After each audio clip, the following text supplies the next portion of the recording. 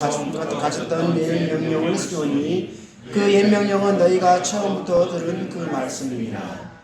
또다시 내가 너희에게 새 명령을 쓰노니 그것은 그분 안에서와 너희 안에서 참된 것이니라.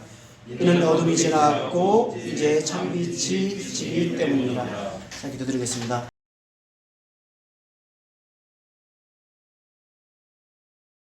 거룩하신 하나님 아버지, 정말 감사합니다. 우리 함께 주의 말씀을 나누고자 합니다. 주의 말씀을 통해서 저희들이 주님의 뜻과 주의 마음을 저희가 알고자 하는데 주님께서 가르쳐 주시고 또 깨우쳐 주시옵기를 간절히 구합니다.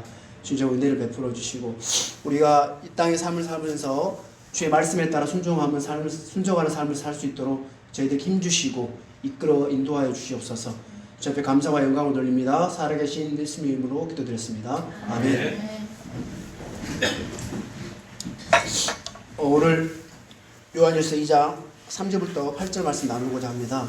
여기 보면 오늘 읽었던 7절 8절에 보면 뭐 새 명령도 나오고 옛 명령도 나오고 다시 또 새 명령이 막 나오죠. 그죠? 옛 명령을 쓰다 했다가 뭐 새 명령을 너에게 쓰지 아니하고 하는데 다시 또 8절에 보면 새 명령을 쓰노니 막 이랬단 말입니다.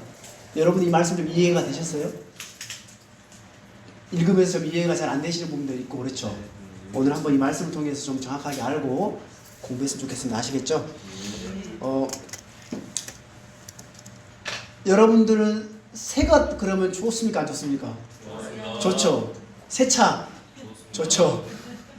우리 강희재님이 있으면 새 차를 뽑아놓고 기다리고 있는데 헌차 몰고 다니다가 새 차 기다리시죠. 세상에서는 새 차 뭐 옷도 말고 이제 낡은 옷도 있지만 새 옷 그러면 좋잖아요. 그러니까 새 것 그러면 다들 이렇게 좋아하는 거 그렇습니다. 또 광고도 보면 다 뭐 새롭다, 뭐 새로운 제품, 신제품이다 이렇잖아요. 그래서 이제 그렇지만 어떤 분야에서 뭐 새 것보다 오히려 이렇게 오래된 것들 훨씬 더 귀하고 가치 있게 쳐주는 것들도 있잖아요. 그죠? 귀한 보물들이나 오래된 어떤 그런 것들에 대해서 더 귀하게 쳐준 것도 있는데 성경에도 보면 옛 것과 새 것이 나옵니다. 성경에도 보면 예를 들어서 낡은 옷과 새 옷, 뭐 묵은 포도즙과 새 포도즙, 아니면 새 것과 옛 것, 옛 언약과 새 언약, 묵은 덩어리와 새 덩어리 이런 말씀을 여러분이 성경 보면서 읽어보시죠. 예. 그다음 우리 옛사람, 그다음에 새사람 이런 말씀들.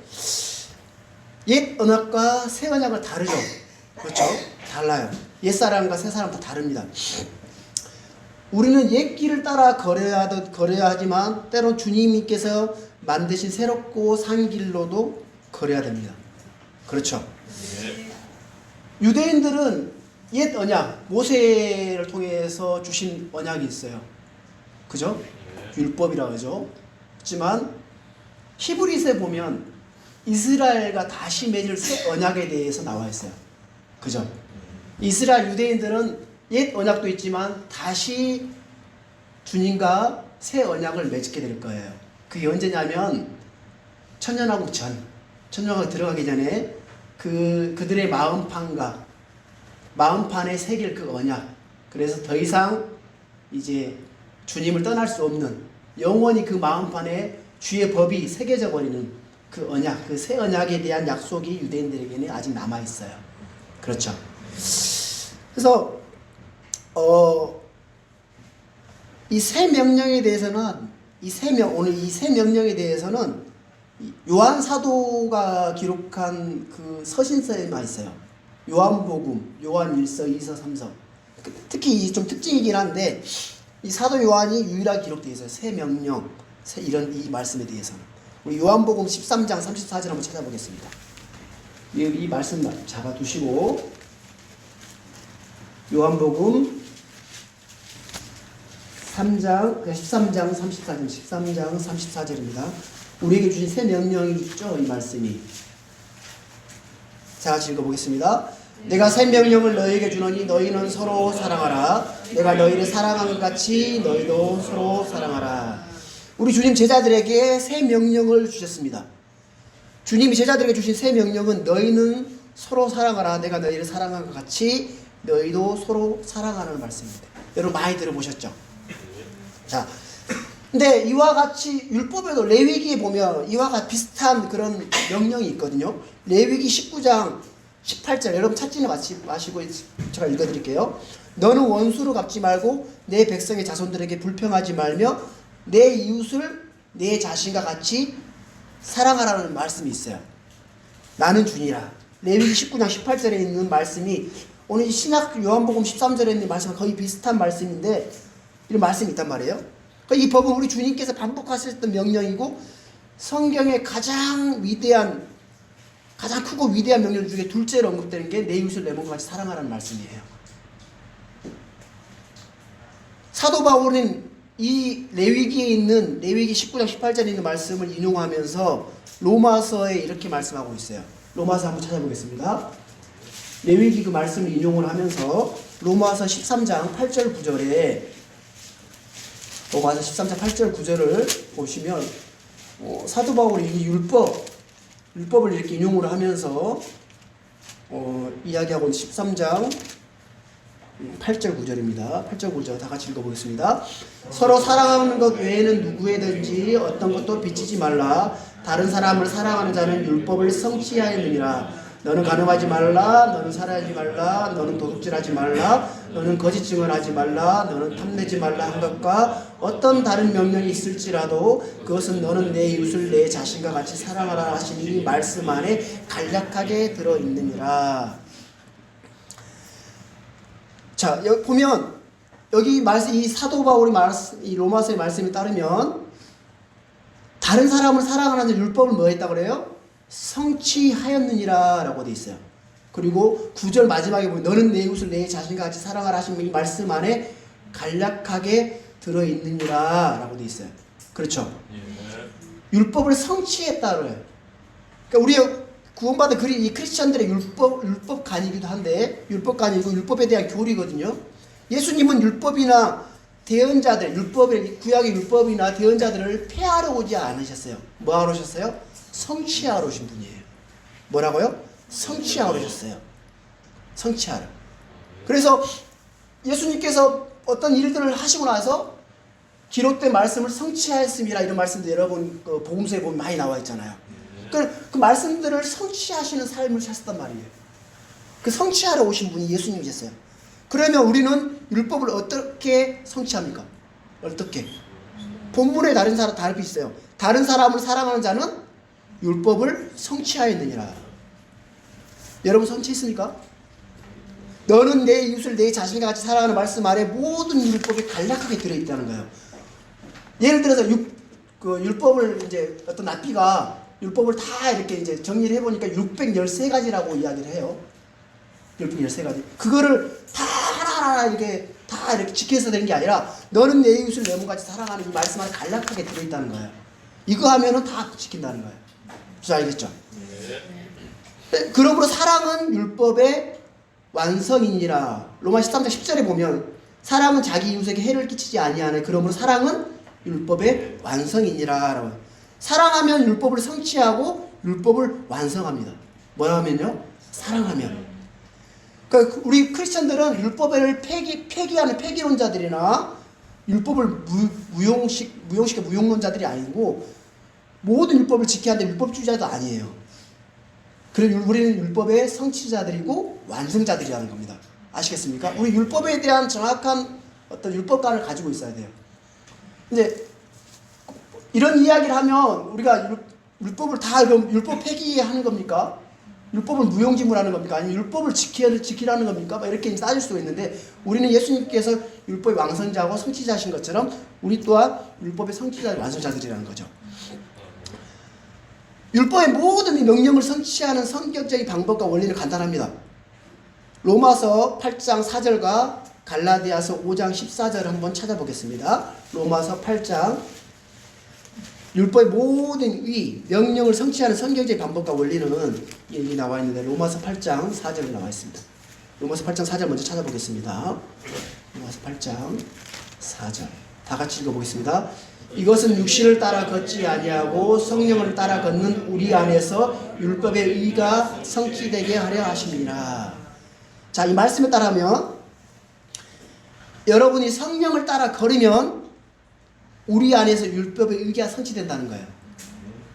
우리의 의에서가 아니라 뭐라고 되어 있어요? 이너스야, 우리 안에서 성취된다고 그랬어요.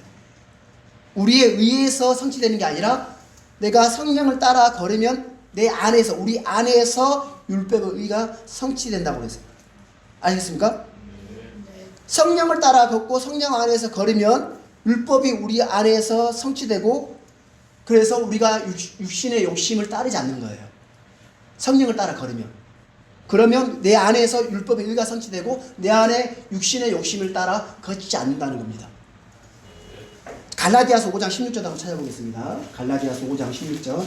오늘 잠깐 본문 들어가기 전에 율법에 관한 정확한 그걸 우리가 알고 넘어가 좋겠다 싶어서 찾아보겠습니다. 로마서 5장 16절. 다 같이 읽어보겠습니다. 그런지 내가 이것을 말하노니 곧 성령 안에서 걸으라. 그리하면 너희가 육신의 욕심을 이루지 아니하리라. 성령 안에서 걸으라. 성령 안에 걷는다는 건 뭐예요? 말씀에 따라 걷는다는 거예요. 말씀에 따라 행한다는 거예요. 무슨 아시겠습니까? 자, 그렇다고 우리는 지금 율법을 성취하고 있습니까? 예수님은 율법을 성취하셨어요. 그렇죠? 우리 또한 예수님께서 율법을 성취하셨던 것처럼 그렇게 해야 됩니다. 방법은 갈라디아서 5장 14절 그 위에 있죠? 5장 14절을 읽어보겠습니다. 온 율법은 이것 즉 너는 내 이웃을 내 자신과 같이 사랑하신 말씀 안에서 성취되었느니라. 자, 모든 율법 조항을 지킴으로써 성취하는 것이 아니라 뭐라고요? 모든 율법을 일일이 지켜서 성취하는 것이 아니라 이 한 말씀 안에서 성취됩니다. 이 말씀을 지키면 모든 율법을 성취하는 것이에요. 그렇죠? 성경은 우리가 내 이웃을 내 자신과 같이 사랑하라. 여러분, 이 말씀 옛날에 우리 살다 보면 내가 어떻게 내 자신과 같이 이웃을 사랑할 수 있어? 이런 생각 가져보신 적 없으세요? 그렇죠? 그렇죠? 근데 이 내 이웃을 내 자신과 같이 사랑하라는 이 한 말씀이 율법의 완성이고 성취라고 하신다는 거예요. 자, 야고보서 2장 8절도 한번 찾아볼게요. 야고보서 2장 8절도 한번 찾아보겠습니다. 야고보서 2장 8절. 자, 예수님께서 서로 사랑하라고 말씀 명령하셨잖아요. 사랑해야 돼, 안 해야 돼요? 사랑해야 돼요. 사랑할 수 없어 그러면 사랑할 수 있어요, 없어요? 나는 사랑할 수 없어 그러면 사랑할 수 있어요, 없어요? 서로 사랑하라고 하는데 나는 사랑할 수 없는 존재야 라고 하면 사랑 안 하면 사랑할 수 있겠어요, 없겠어요? 서로 사랑해야지. 그렇죠? 야고보서 2장 8절 다 같이 읽어보겠습니다. 너희가 성경 기록에 따라 너는 내 이웃을 내 자신과 같이 사랑하라 하는 왕가의 법을 성취하면 잘하거니와. 여러분 왕가의 제사장 맞습니까? 이 왕가의 법이라는 거예요. 너는 내 이웃을 내 자신과 같이 사랑하라는 이 왕가의 법을 성취하면 뭐라고 했다고요? 잘한다. 이 왕가의 법을 성취하는 삶을 사는 동안 여러분들은 하늘에 가서 하나님 앞에 섰을 때에 잘했다 라고 칭찬받는 거예요. 뭐 이거 해야 돼, 안 해야 돼요? 열심히 해야죠. 열심히. 그렇죠? 이거는 율법주의자가 아니라 율법을 성취하기 위한 왕가의 법이라는 겁니다. 아시겠습니까? 우리가 성취의 삶을, 율법을 성취하는 그 삶을 예수님께서 사셨던 것처럼 우리 또한 성취자로서의, 완성자로서의 삶을 살아가는 겁니다. 아시겠죠? 그러니까 오늘날 크리스찬들이 대부분 사람들이 율법을 헛되게 만들고 그것을 마치 악한 것처럼 생각하는 오해로 말미암아 아예 이 오류를 범하는 것들이 많아버려요. 우리도 그렇게 오류를 범하고 살았던 게 많았었잖아요. 율법에 대한 이 정확한 어떤 율법관을 갖고 사는 거하고 율법에 대한 그 오해를 갖고 사는 거 천차예요. 그래서 우리 로마서 3장 31절 한번 찾아볼게요. 로마서 3장 31절. 로마서 3장 31절입니다. 3장 31절. 다 같이 읽어볼게요. 그런즉 우리가 믿음을 통해 율법을 헛되게 만드느냐? 결코 그럴 수 없느니라. 참으로 우리가 율법을 굳게 세우느니라. 자, 우리가 믿음으로 산다고 그러잖아요. 오직 의인은 믿음으로 삽니다. 근데 그 믿음이 율법을 헛되게 만드냐는 거예요. 믿음으로 산다고 하면서 율법을 헛되게 만드냐는 거예요. 말씀에 따르면 아니다라는 거잖아요. 믿음의 삶은 율법을 헛되게 만들고 율법을 폐기시키는 삶이 아니라 율법을 굳게 세우는 삶이라는 겁니다. 아시겠습니까? 그러면 믿음의 삶을 살게 되면 율법을 성취하는 삶을 살게 되기 때문에 율법을 더욱더 굳게 세우는 일들을 한다는 겁니다. 좀 이해가 되세요? 이거 좀 헷갈리시면 안 되는데, 말씀에 따르면 그렇다는 거. 우리가 믿음을 통해 율법을 헛되게 만드는 게 아니다. 오히려 믿음의 삶을 살게 되면 율법을 굳게 세우고 율법을 성취하면서 율법을 완성하는 삶을 살게 되는 거다. 왜? 서로 사랑하는 그 왕과의 법을 지키며 살기 때문에. 그게 완성된다는 거예요. 아시겠죠? 자, 그래서 우리는 구원받은 그리스도인들은 율법의 완성자이고 성취자이면서 율법을 적법하게 쓰는 삶입니다. 뭐라고요? 적법하게. 율법을 우리에게 교리의 기준으로 이렇게 맞서 살 수 없지만, 우리가 율법은 완전한 거예요. 율법은 완전하고 완벽하지만 죄의 몸을 갖고 있는 우리가 연약하기 때문에 그걸 지킬 수 없는 거라는 거죠. 율법은 완전해요. 완벽해요. 그래서 우리 율법을, 구약의 성경들을 통해서 우리는 배움을 얻고 또 그 율법에 따라 율법을 적법하게 사용하는 거예요. 예를 들어서 우리가 구약 11조 같은 게 있잖아요. 11조. 11조는 솔직히 이스라엘 백성들과 유대인들에게 주어진 율법이에요. 왜? 레위 지파들을 먹여 살리기 위해서 11조를 내야 돼요. 레위인들은 땅을 받지 않았잖아요. 그렇기 때문에 그 성전에서 그 하나님을 섬기는 백성들을 위해 섬기는 일들을 하고 있기 때문에 땅도 받은 게 없기 때문에 재산도 없어요. 근데 그들을 먹여 살려야 되잖아요. 그래서 11지파가 11조를 낸 것으로 말미암아 레위 한 지파를 먹여 살리는 일들을 했다. 그래서 11조를 낸 거예요. 그게 이제 그 구약의 유대인들에 대한 법이다, 율법이었단 말이에요. 근데 우리 신약 성도들은 헌금해야 안 해요? 헌금하죠. 헌금을 하고, 헌금하는 그런 원칙이 신약 규례에 있어요. 자원하는 마음으로, 또 어떠죠? 하나님께서 형통하신 대로, 자기가 정한 대로, 그러죠? 인색함 없이, 뭐 많고 적음이 아니라 마음을 이야기하는 거예요. 인색함 없이 드리기로 이렇게 규례가 있단 말입니다. 그럴 때 이제 자기가 정한 대로 하려고 하는데 잘 안 써져. 마음에 뭐 어떻게 생각해야 되지? 잘 안 써졌을 때, 구약에 보니까 10의 1조를 이렇게 하는구나. 그럼 나도 10의 1조를 하면 되겠구나라고 그렇게 적법하게 사용을 하는 거예요. 구약의 율법을. 아시겠어요? 이렇게 적법하게 쓰는 겁니다. 구약 율법은. 그래서 율법은 우리가 폐기하는 게 아니라 우리 율법의 완성자이며 율법을 적법하게 사용하는 사람들이다. 이 정도 아시겠죠? 율법에 대한 부분들. 자, 우리 다시 요한일서 보겠습니다. 요한일서 2장 3절 봐보겠습니다. 자, 여기 본문에 와서 율법에 대한 부분들, 이 부분 여러분 좀 정확하게 아셔야 됩니다. 우리 정확하게 이렇게 알고 넘어갔으면 좋겠다 싶습니다. 이제 3절 보겠습니다. 또 우리가 그분의 명령들을 지키면 이로써 우리가 그분을 아는 줄 우리가 아느니라. 이 구절에서 율법주의자들이 모세 율법을 지켜야 한다는 근거 구절을 자주 인용하고 있어요. 이 말씀을. 여기서 말하는 그분의 명령들 나오잖아요. 그분의 명령들, 그러니까 대부분 사람들이 율법을 지키면 이로써 우리가 그분을 아는 줄 알고 율법을 지켜야 된다라고 이렇게 이야기한단 말이에요. 근데 여기서 나오는 그분의 명령들, 이 그분의 명령들은 예수님께서 자신의 몸으로 이미 성취한 명령들을 말하는 것이 아니에요. 율법을 말하는 것이 아니라는 거예요. 이 명령이라는 거는. 우리는 레위 제사장 체계에 있는 율법을 지킬 필요가 있어요, 없어요? 필요 없어요.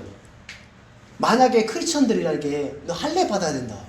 할례 받아야 된다. 갈라디아에서 보면 그렇잖아요. 갈라디아에서 그 유대인들이 갈라디아 교회가 너희들 할례를 받지 않으면 구원을 못 받아 라고 해가지고 혼란이 생겼잖아요. 할례를 받아야 한다고 하면 그것은 거짓이에요. 왜 거짓이에요? 성경에 말하기를 누가 무할례 상태에서 부르심을 받았느냐? 그는 할례를 받지 말라 라고 되어 있어요. 고린도전서 7장 18절에 되어 있거든요. 성경에 말씀하면 우리가 네가 할례를 받아야 된다고 이야기하는 건 거짓말이라는 거예요. 왜? 할례 받도 너 무할례 상태에서 부름을 받았으면 할례 받지 말라는 게 하나의 말씀 명령이기 때문에. 그렇죠? 자, 우리들에게 음식규례 있어요? 여러분도 음식규례 있어가지고 뭐 새우 안 먹고 뭐 돼지고기 안 먹고 이렇습니까? 안 그렇잖아요. 우리의 크리스천들은 음식규례가 없어요. 그 음식규례에 따라 음식을 먹고 먹지 말아야 되는 음식이 있어야 된다고 이야기하는 것도 거짓말이에요. 왜요?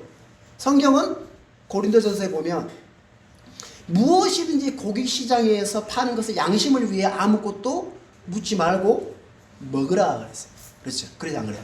고린도전서 10장 25절에 보면 나와 있어요. 고린도 그 시가 이방 도시잖아요. 그리고 신전들이 그 바닷가 도시거든요. 이방 신들의 성기 신전들이 많았어요. 심지어 그 시장에는 신전에 바쳤던 그 재물들 있잖아요. 재물들이 많아요, 안 많아요? 너무 많다. 그 고기들 갖다 팔아오고 그랬단 말이에요. 그때 그런 곳이 고린도 곳이었단 말이에요. 근데 양심을 위해 아무것도 묻지 말고 먹으래요. 우리는 아무것도 먹지 말고 다 묻지 말고 다 먹을 수 있어요. 그렇죠? 하나님의 베드로 사도행전 보면 베드로가 고넬료 집에 가기 전에 고넬료가 이제 이방인이었잖아요. 이방인 백부장이었는데 고넬료 가기 전에 환상으로 보여주잖아요. 하늘에서 바구니가 내려와가지고 막 거기 보면 부정한 짐승들이 다 있잖아요. 그래서 잡아 먹으라고 예수 주님께서 이야기해야 해요. 근데 베드로가 뭐라고 이야기해요? 내가 이런 걸 먹지 않았습니다, 주님. 나는 이거 먹을 수 없습니다라고 거부해 안 해요. 베드로가 어부지리해도 어렸을 때부터 음식에 유대인으로서 먹지 않는 음식들이잖아요. 먹지 말라고 하는 음식들 안 먹었단 말이에요. 음식규례. 베드로가 구원을 받고 사도행전 와서도 여전히 그 음식규례에 따라서 음식을 먹고 안 먹었단 말이에요. 근데 부정한 음식을 보여주면서 다 잘 먹으래요. 먹을 수 있어요, 없어요? 거부했단 말이에요. 근데 하나님께서 뭐라고 이야기하냐면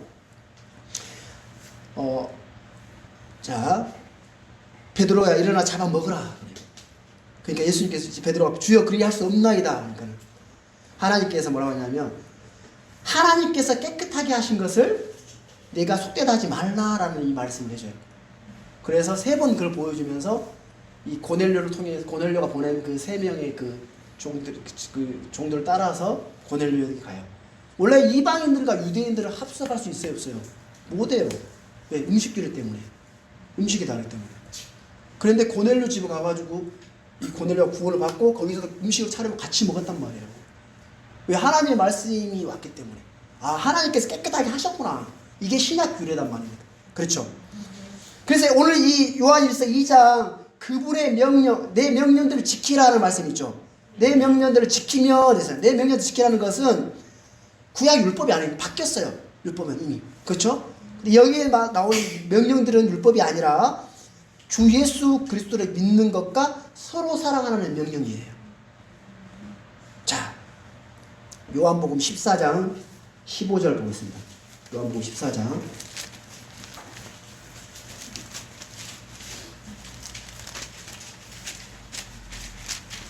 요한복음 14장 15절 21절 자, 읽어보겠습니다. 너희가 나를 사랑하면 내 명령들을 지키라. 21절도 읽어보겠습니다. 내 명령들을 가지고 그것들을 지키는 자가 나를 사랑하는 자니 나를 사랑하는 자는 내 아버지께 사랑을 받을 것이요 나도 그를 사랑하여 그에게 나를 나타내리라 하시니라. 자, 주님께서 제자들에게 주신 이 말씀은 모세 율법을 지키라는 말이에요? 그 말이 아니에요. 예수 그리스도를 믿고 그분의 말씀대로 서로 살아가는 거예요. 그렇죠? 자, 우리 요한복음 14장 21절도 봐보겠습니다. 21절. 방금 읽었죠? 자, 제자들은 그러니까 예수님이 주요 그리스도이심을 믿고 하나님이심을 믿어야 되는 거예요. 그렇죠? 주님은 나를 본 자는 아버지를 보았거늘 그래요. 나를 본 자는 아버지를 보았거늘 이라고 하셨는데 이는 예수님 안에 아버지가 계셨기 때문이에요. 자, 요한복음 14장 10절 11절 보겠습니다. 10절 11절 앞으로 가지고 10절 11절 10절 11절 다 같이 읽어보겠습니다. 내가 아버지 안에 있고 아버지께서 내 안에 계신 것을 내가 믿지 아니하느냐. 내가 너희에게 이르는 말들은 내가 스스로 하지 아니하느니라. 오직 내 안에 거하시는 아버지 곧 그분께서 그 일들을 하시느니라. 내가 아버지 안에 있고 아버지께서 내 안에 계신다는 내 말을 믿으라. 그렇지 못하겠거든 바로 그 일들로 인하여 나를 믿으라. 예수님 아버지의 명령들을 지켰어요, 안 지켰습니까? 지키셨어요. 성경 기록대로 모든 일들을 다 행하셨고 순종하셨고 성취하셨어요. 그렇죠? 우리가 지켜야 할 명령들 주께 친히 주신 명령들인데 신약에서만 얼마나 될까요? 신약에서 주님께 주신 명령들이 180여 가지 된다고 합니다. 180여 가지가. 자, 이 명령들은 우리에게 참고사항이나 권고가 아니라 주의 명령이라 했어요. 명령은 어떻게 해야 돼요? 순종하고 복종하고 지켜야 되는 거예요. 그렇죠? 자, 우리 요한이서 1장 6절 한번 찾아보겠습니다. 요한이서 1장 6절. 자, 이 사랑에 대한 정의가 정확하게 나와 있습니다. 사랑에 대한 정의. 다 같이 읽어보겠습니다. 또 사랑은 이것이니 곧 우리가 그분의 명령들을 따라 걷는 것이요 명령은 이것이니 곧 너희가 처음부터 들은 대로 그 안에서 걷는 것이다. 누가 주 예수님을 사랑하는 자입니까? 이 말씀에 따르면 주님의 명령들을 가지고 그것들을 지키는 자, 그분의 명령들을 따라 걷는 것이 사랑이라고 합니다. 그렇죠? 그래서 오늘 요한 1서 나와 있는 이 그분의 명령들이라는 것은 주 예수 그리스도를 믿으라 라는 명령과 서로 사랑하라는 이 명령이다. 그래서 우리가 그분의 명령들을 지키면, 이 말씀 지키면 이로써 우리가 그분을 아는 줄 우리가 아느니라. 4절 보겠습니다. 내가 그분을 아노라 하면서 그분의 명령들을 지키지 아니하는 자는 거짓말하는 자네요 진리가 그 속에 있지 아니하다. 자, 요한일서에는 거짓말하는 자에 대한 정의가 나오는데 4가지 정도가 나옵니다. 우리가 전에 공부했다시피 요한일서 1장 8절 10절 보시면 제가 읽어볼게요. 만일 우리에게 죄가 없다고 우리가 말하면 우리가 우리 자신을 속이며 또 진리가 우리 속에 있지 아니하리라. 그리고 10절에 보면 만일 우리가 죄를 짓지 아니한다고 말하면 우리가 그분을 거짓말하는 본으로 만들며 또한 그분의 말씀이 우리 속에 있지 아니하리라. 그리고 오늘 방금 본문처럼 내가 그분을 아노라 하면서 그분의 명령들을 지키지 아니하는 자, 거짓말하는 자다. 그리고 요한일서 2장 22절에도 보면 예수님께서 그리스도이심을 부인하는 자가 아니면 누가 거짓말하는 자냐. 예수님께서 그리스도의 기름 부음 받은 자, 참 하나님이심을 부인하는 자가 거짓말하는 자라는 겁니다. 아시겠죠? 또 마지막으로 4장 20절에 보면 어떤 사람이 나는 하나님을 사랑하더라 하면서 자기 형제를 미워하면 그는 거짓말하는 자니 자기가 본 자기 형제를 사랑하지 않은 자가 어찌 자기가 보지 못한 하나님을 사랑하라 주시리요. 거짓말하는 자에 대한 분명한 정의가 요한일서에 정확하게 4가지 정도로 나와 있는데, 예수 그리스도를 안다고 하면서 그분의 명령들을 지키지 않은 자는 거짓말하는 자라는 겁니다. 진리가 그 속에 있지 않고 우리가 마치 죄가 내가 없다고 하는 말과 같다는 거예요. 예수님을 주요 그리스도를 믿고 안다면 어떻게 해야 돼요? 그분의 명령들을 지켜야 됩니다. 여러분 지키는 삶 사세요? 그분의 명령들을 지키고 지키지 못했다면 다시 다짐하고 다시 지키고 또 자백하고 시인하고 다시 지키고 계속 해 나가는 거예요. 왜? 우리는 완벽하지 않아요. 내가 몸의 구속을 받기 전까지는 이게 이제 점점 성장하고 자라나는 거기 때문에 변화되어 가는 삶이기 때문에 넘어질 수 있어요. 넘어지는 건 죄가 아니에요. 넘어질 수 있어요. 그렇지만 거기서 머무르고 멈춰버리는 건 죄예요. 다시 돌이키고 다시 올라가야 돼요. 이걸 끊임없이 해야 돼요. 자, 우리 5절 보겠습니다.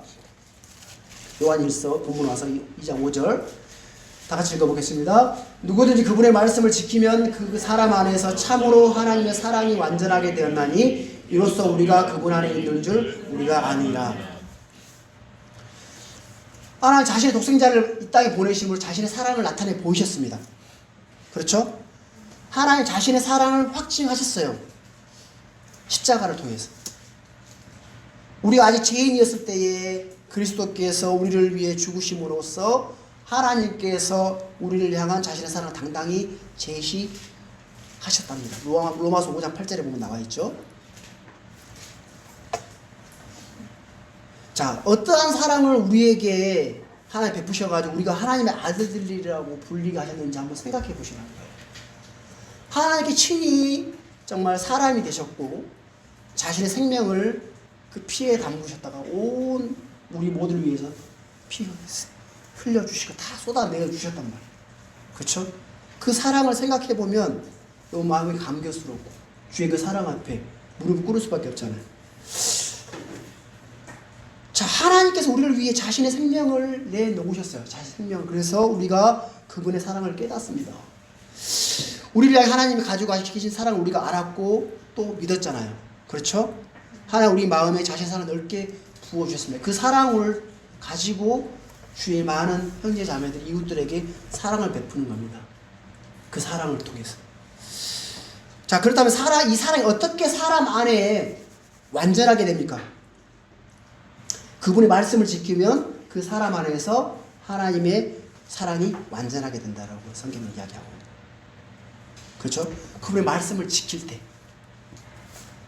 자, 말씀을 지킬 때 우리에게 가장 유익이 뭐냐면 하나님의 사랑이 우리 안에서 완전하게 되는 거예요. 가장 큰 유익이에요. 말씀을 지킬 때 복이 있어요, 없어요? 복이 있어요. 하나님 말씀 지키는 그 사람은 하나님을 사랑하는 자라는 거예요. 그 사랑은 그 명령들을 지키고 사랑하는 그 사람에게 하나님께서 자신을 나타내 보여주신대요. 그러면 하나님을 가장 잘 알고 주님을 가장 잘 아는 사람이 누굴까요? 그분의 명령들을 부지런히 잘 지키는 그 사람에게 하나님께서 자신을 나타내 보이시고 깨우쳐 주시고 가르쳐 주신다는 거예요. 이게 약속이잖아요. 그래서 우리가 정말 주님을 알고 싶습니다. 주님을 더욱더 알고 싶습니다. 라고 하려면 어떻게 해야 됩니까? 그분의 명령들을 열심히 지켜야 됩니다. 그럴 때에 하나님께 우리를 가르쳐주시고 보여주신다는 겁니다. 그렇죠? 자, 우리 6절 보겠습니다. 요한일서 2장 6절 다 같이 읽겠습니다. 자기가 그분 안에 거한다고 말한 자는 그분께서 걸은 것 같이 스스로 또한 그렇게 걸어야 할지니라. 자, 크리스천들은 그리스도 안에 거하는 자들입니다. 거한다는 건 뭐예요? 머문다, 산다는 뜻이잖아요. 그렇죠? 자, 우리 혼은 육체 안에 거하고 있어요. 우리 육체 안에 거하고 있잖아요. 육체 밖에 거하는 사람 있습니까? 아무 없죠. 그렇죠? 자, 성도들은 육신 안에 있지 않고 성령 안에 있습니다. 성령 안에. 우리는 그리스도 안에 있어요. 하나님 우리 안에 거하십니다. 여러분 그거 믿습니까? 여러분 안에 하나님께서 성령께서 거하신다 믿죠? 그렇죠? 자, 우리 요한일서 4장 15절 봐볼게요. 요한일서 4장 15절. 4장 15절. 다 같이 읽어보겠습니다. 예수님께서 하나님의 아들이심을 시인할 자가 누구든지 하나님께서 그 안에 거하시고 그도 하나님 안에 거하느니라. 여러분 느낌으로 이렇게 주님이 내 안에 거한다는 느낌을 평상시에 느껴요? 잘 못 느끼지만 물론 어떤 불법을 이렇게 봤을 때 이렇게 거부하는 그런 마음들 이런 거 볼 때 내 안에 성령이 계시는구나 느끼긴 하지만 실제로 우리가 정확하게 마음에 주님이 나와 함께하니 내 안에 거한다는 사실을 뭘 통해서 알 수가 있어요? 오늘 읽었던 이 말씀들을 통해서 약속을 통해서 분명히 알 수 있는 거예요. 예수님께서 하나님이심을 아들이신 하나님이심을 시인할 자가 누구든지 하나님께서 그 안에 거하신다고 약속했죠. 그렇죠. 그렇죠. 주님은 내 안에 거하라 나도 너희 안에 거하리라고 요한복음 15장 4절에도 말씀되어 있습니다. 사람이 주님 안에 거하지 않으면 열매를 맺을 수 없다라고 이야기를 하고 있습니다. 그분께서 걸은 것 같이 걸어야 할지니라. 오늘 요한일서 2장 6절 보면 그분께서 걸은 것 같이 스스로 또한 그렇게 걸어야 할지니라. 모든 기준과 표준은 뭐예요? 주님이에요. 그분께서 걸은 것 같이. 그렇죠? 주님이 제자들의 발을 씻어주시고 섬긴 것 같이 우리 또한 형제들의 섬기고 그렇게 희생하고. 섬김이라는 거는 여러분 얻는 게 아니에요. 주는 겁니다. 내 시간, 내 물질, 내 모든 것을 주는 거예요. 어찌 보면 크리스천들의 삶은 나를 위한 삶이라고 볼 수 없어요. 남을 위한 삶이라고 보면 정확합니다. 남을 위해 평생 동안 살다가 주님 앞에 서는 거예요. 그게 진정한 크리스천의 삶이에요. 교회를 오는 것도, 또 일상생활에서 직장생활을 하는 것도, 또 모든 인간관계를 갖는 것도 남을 위해서 삶을 사는 거예요. 나를 위한 삶을 사는 게 크리스천 삶이 아니에요. 나를 위해서 사는 것처럼 보이지만 깊이 들어가면 남을 위한 삶이 크리스천들의 삶이라는 겁니다. 이걸 정확하게 마음에 심어 놓으시면 내가 돈을 벌어서 어찌 보면 속된 말로 남 좋을 일 시킨다 이 말 있잖아요. 속된 말이긴 한데 남을 위한 삶입니다.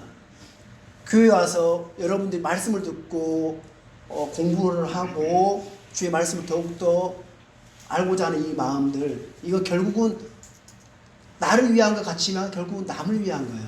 왜? 이거 해서 남 좋게 하죠.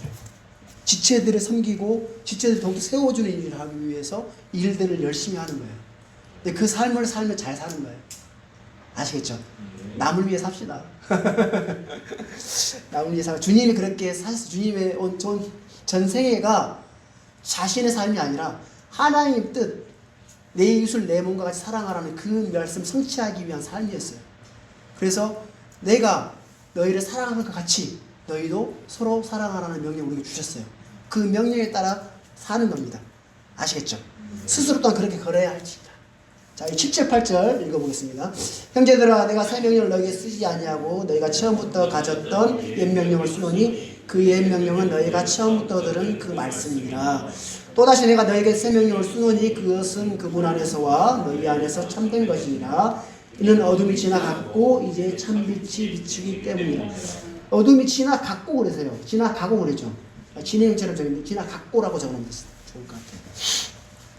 7절과 8절은 약간 모순처럼 보이는 말씀인데 7절에서는 새 명령을 쓰지 아니하고 처음부터 가졌던 옛 명령을 쓴다고 하면서 다시 8절에서는 다시 내가 너에게 새 명령을 쓰노라 라고 하고 있어요. 그렇죠? 이 말장난이 아니라 어떤 이들은 7절만 떼다가 새 명령이란 없어.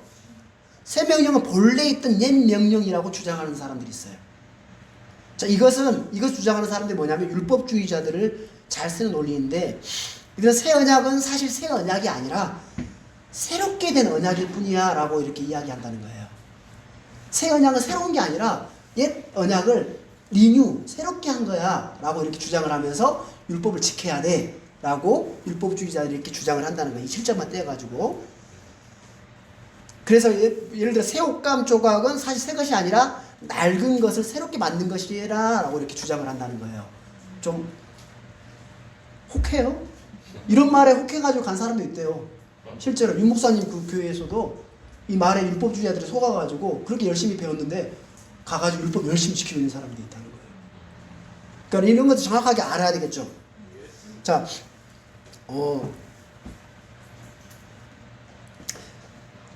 예수님께서 새 언약이라고 말씀했어요, 안 했어요? 새 언약이라고 말씀하시고 천약을 낡은 것으로 만드셨다고 그랬어요. 새롭게 만든 게 아니라 낡은 것으로 만드셨다고 그랬어요. 자, 우리 히브리서 8장 13절 봐보세요. 히브리서 8장 앞으로 넘어가가지고 히브리서 8장 13절에 보시면 다 같이 읽어보겠습니다. 그분께서 새 언약이라고 말씀하심으로써 첫 언약을 낡은 것으로 만드셨으니 이제 새하고 낡아진 것은 곧 사라지리라. 말씀하셨죠? 새 언약은 옛 언약이 아니라 또 새 사람은 옛 사람이 아니듯 새 명령은 또 옛 명령이 아니다는 겁니다. 자, 그런데 사도 요한은 오늘 본문에서 7절에서 내가 새 명령을 너에게 쓰지 아니하고 너희가 처음부터 가졌던 옛 명령을 쓰노니 라고 좀 헷갈리죠? 라고 이야기하고 있어요. 그래서 다시 8절에 또다시 내가 너에게 새 명령을 쓰노니라고 해요. 자, 옛 명령은 여기에 나오는 옛 명령이죠. 여기에서 나오는 요한일서 2장 7절에 나오는 이 옛 명령이라는 이 명령은 모세의 율법이 아니에요. 모세의 율법을 이야기하는 게 아니에요. 무슨 말 아시겠어요? 모세의 율법을 이야기하는 게 아니고 이들이 그러니까 요한일서 이 서신을 보고 있는 크리스천들, 그리스도인들이 사도 요한에게 처음부터 들었던 말씀이란 거예요. 뭐라고요? 사도 요한에게 처음부터 들었던 말씀을 이 옛 명령이라고 표현하는 거예요. 아시겠습니까? 자, 옛 명령은 사도 요한이 부활의 증인이 된 후 반복해서 선포했던 말씀으로 오래된 것이지 새로운 것이 아니란 말씀에 의해서 옛 명령이라고 이야기하는 거예요. 무슨 말 아시겠습니까? 사도 요한이 부활의 증인 되면서부터 계속해서 전했던 말씀을, 명령을 옛 명령, 오래된 것을 표현하기 위해서 옛 명령이라고 이야기하는 것이지 이게 옛 명령인 율법이 아니다라는 거예요. 아시겠습니까? 자, 그래서 이 옛 명령이 무엇인지 직접 이렇게 이 말씀에 의해서 정확하게 이 성경이 그대로 풀어줘요. 자, 우리 7절 읽어보겠습니다. 7절 보면 제가 읽어볼게요. 처음부터 가졌던 옛 명령을 쓰노니, 자 보세요. 그 옛 명령은 라고 이야기해줘 안 해줘요. 그 옛 명령이 무엇인지 너희가 처음부터 들은 그 말씀이니라 라고 해석을 해줘 안 해줘요. 해석을 해주죠. 그렇죠? 스스로 성경이 말씀해준다는 거예요. 자, 너희가 처음부터 가졌던 옛 명령의 정의를 너희가 처음부터 들은 그 말씀이다라고 분명히 밝힘으로써 분명하게 이야기해주고 있죠. 자, 여기서 보면 좀 헷갈리는 게 뭐냐면 여기서 보면 7절에 보면 처음부터 가졌던 옛 명령 그렇게 돼 있죠. 자, 이런 이제 처음부터라는 말을 가지고 사람들이 이제 어떤 사람들이 나오냐면 처음부터라고 해서 성경에 처음부터라는 말이 어디 나와요? 처음에 창세기 1장 1절. 그죠? 그 다음 요한일서 1장 나와야 하나요? 처음에 이 단어. 그래서 이런 성경을 가지고 막 이렇게 사람들이 주장을 할 때에 어떤 문맥에 상관없이 어떤 그 단어 하나하나 한 구절을 가지고 오류에 빠진단 말이에요.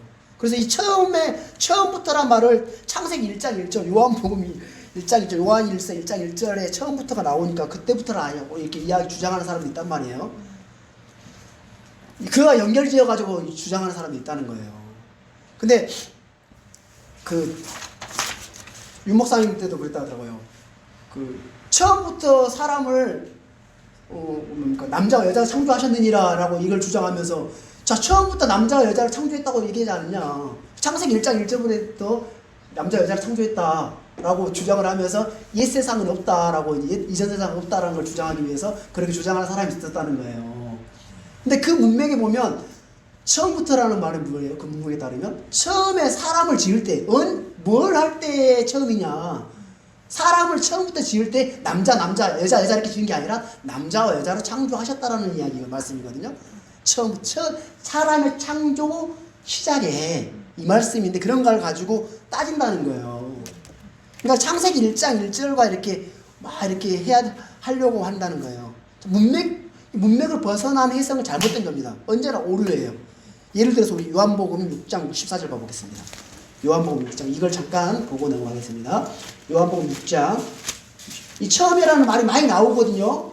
처음이라는 말이 많이 나올 때 여러분들이 문맥에 맞춰서 해석을 해야 되는구나 라는 걸 보여주는 거예요. 요한복음 6장 64절 다 같이 읽어보겠습니다.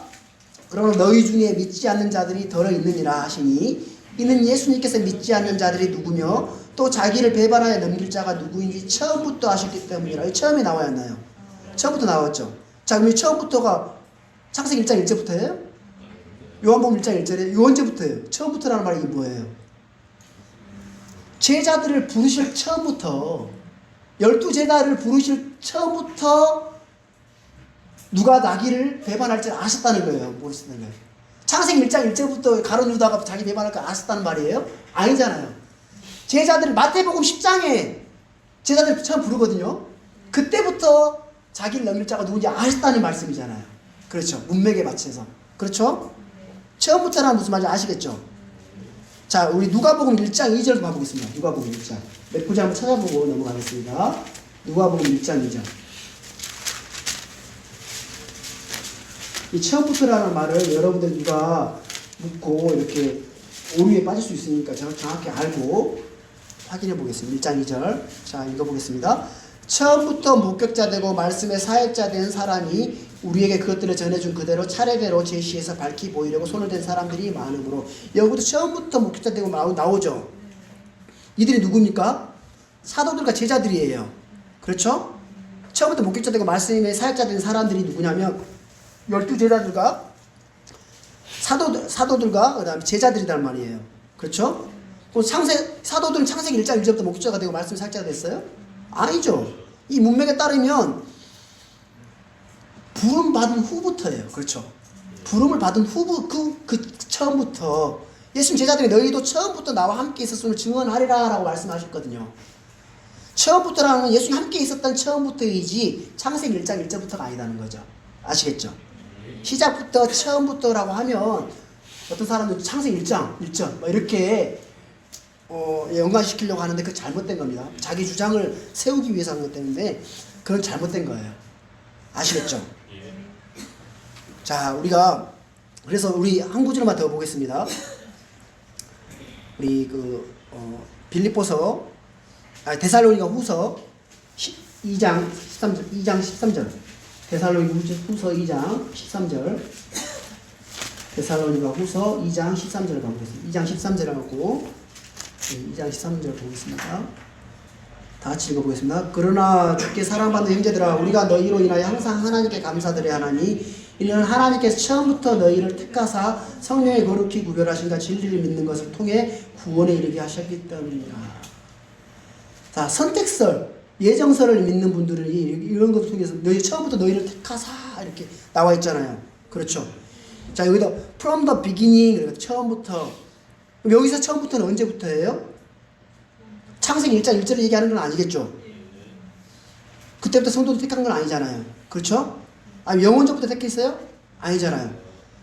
복음을 듣고 믿은 처음부터. 무슨 말이겠죠?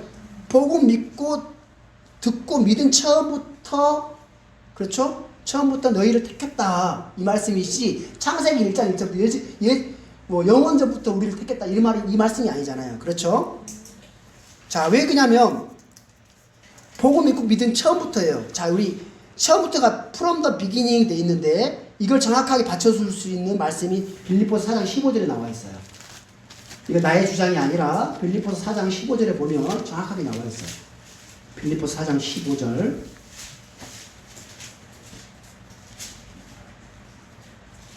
다 같이 읽어보겠습니다. 빌립보서 4장 15절 다 같이 보겠습니다.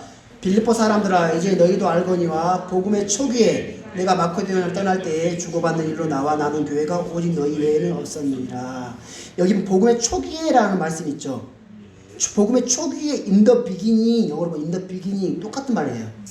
from the beginning, 처음부터 아까 말씀 데살로니가 그 말씀처럼 후서 2장 13절 말씀에 있는 것처럼 빌립보 사람이 복음의 초기에, 그러니까 복음의 초기에란 말이 뭐예요? 복음을 듣고 믿은 그 처음에라는 말씀, 초기에라는 말씀이죠. 그렇죠?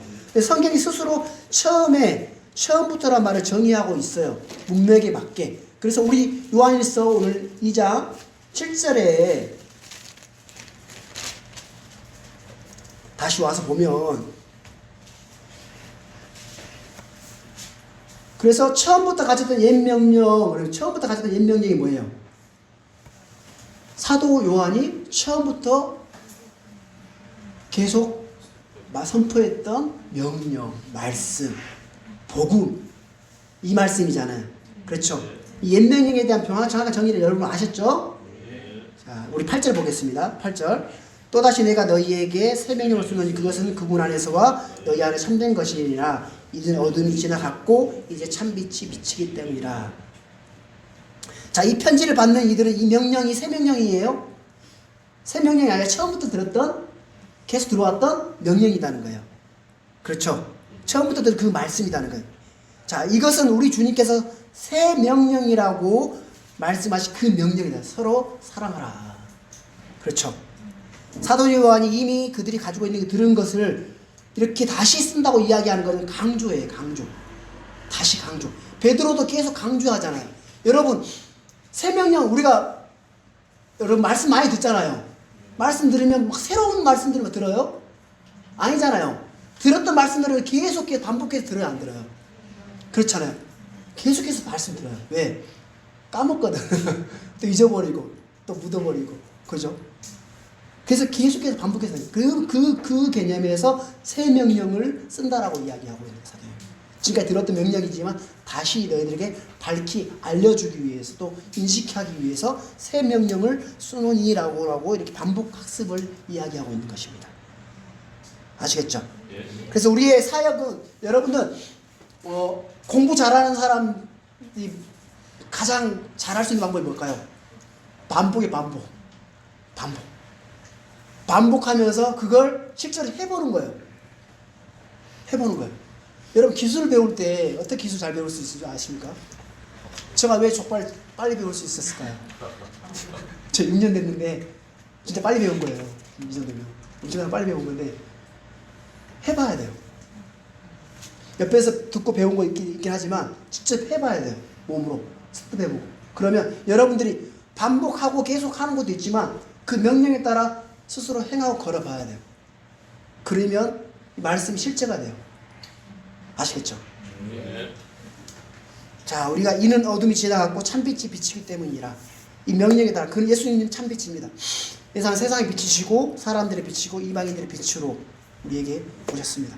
그래서 우리가 정말 예수님께서 이 어둠이 지나고 우리 참빛이 비쳤기 때문에 우리가 이 생명령에 따라서 삶을 살아야 됩니다. 여러분들 서로 사랑하라. 예수 그리스도께서 서로가 사랑하신 것 같이 내가 너희를 사랑한 것 같이 너희도 서로 사랑하라. 이 말씀에 따라 여러분들 이 땅의 삶을 살게 되기를 바랍니다. 남은 삶 남을 위해 살다가 주님 앞에 서십니다. 그래서 좋겠습니다. 그래서 정말 우리 형제자매들 위해서 이 지역교회를 세우는 일들 앞에 잘하기를 구하면서 내 자신을 또 성장하면서 또 주위에 있는 지체들을 세울 수 있는 더욱더 이렇게 굳건하게 세울 수 있는 일들을 하다가 주님이 그렇게 하셨던 것처럼 우리 또한 그렇게 살다가 주님 앞에 서는 우리 가양 말씀 신대교회 성도들이 다 되었으면 좋겠습니다. 마치겠습니다.